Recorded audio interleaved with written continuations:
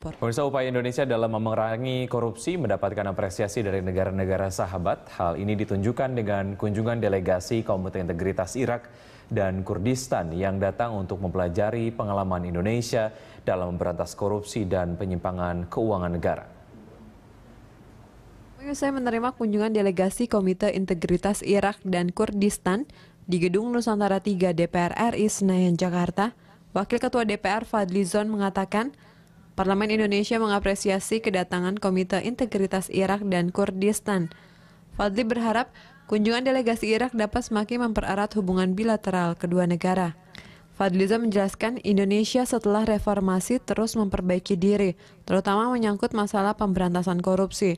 Salah satunya dengan dibuatnya undang-undang tentang Komisi Pemberantasan Tindak Pidana Korupsi yang memberikan kekuatan kepada lembaga KPK untuk melakukan pencegahan dan penindakan terhadap korupsi. Kami menyampaikan bahwa memang KPK kita termasuk organisasi atau lembaga yang cukup kuat dan didukung oleh undang-undang yang juga cukup kuat memberikan satu independensi kepada KPK untuk melakukan tindakan-tindakan yang diperlukan, baik itu pencegahan maupun penindakan terhadap pemberantasan korupsi. Jadi mereka mempelajari itu. Dan kita juga menyampaikan rasa keprihatinan ya terhadap negara Irak yang sampai saat ini memang masih menghadapi berbagai macam ujian, ya, terutama ada ISIS, ada ancaman-ancaman yang lain yang membuat negara mereka ini belum stabil.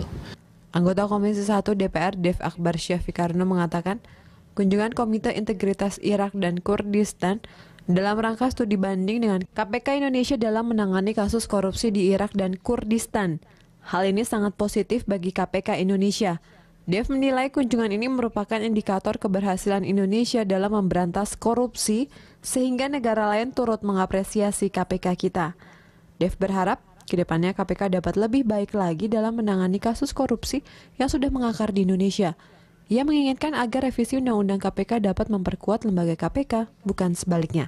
Di sini KPK masih diakui keberhasilannya oleh negara asing hingga negara-negara lain mau datang ke Indonesia untuk mempelajari konsep ataupun cara memberantas korupsi.